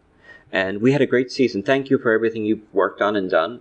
Yeah, absolutely. Yeah. And everything you've done is great. Thank you. You're welcome. So find us at www.whatareyoufraidofpodcast.com for our ghost stories and things like that. And, so, and also check us out on Para X Radio at Friday nights at 9 p.m., where you can find our collection of ghost stories too on the website. I'm afraid the mic's going to die. I know. Yeah. Anyway, live shows are like this. Yeah. They really are. I didn't realize the battery would actually die. We've been using these for 2 hours. I don't think we've ever gone this long. Right. I got to thank everybody for helping us out. I got to thank C.B. Hunt. Yes. Got to thank our Heather Taddy. Mm-hmm. Hopefully I'll bring her back on. And of course, Joe R. Lansdale was amazing. Thank you, Joe, very much. Mm-hmm. And C.B. Hunt was great. And of course, the fellow from Friday the 13th. Yeah. Who played Johnny Ventura. Yeah. Very good to have him on. But, Phil, thank you for coming down to Cape May. Absolutely. It's been very cool. I had a great time. I know. It's been wonderful, hasn't it? Yeah. And I'm so glad it all worked out. And, of course, check us out at www.whatareyoufraidofpodcast.com for our extended episodes and all of our archive ghost stories. And we're going to be back soon, I think. Pretty soon. And then probably take a pause. Soon enough. But check out all of our episodes. We'll be back, and thank you, everyone, and I hope you all have a fantastic Halloween. Yes, happy Halloween. Happy Halloween. If you're going to come here, don't go to the ones in the front. They're not haunted. Haunted bathroom. They're not haunted. The ones in the back are haunted.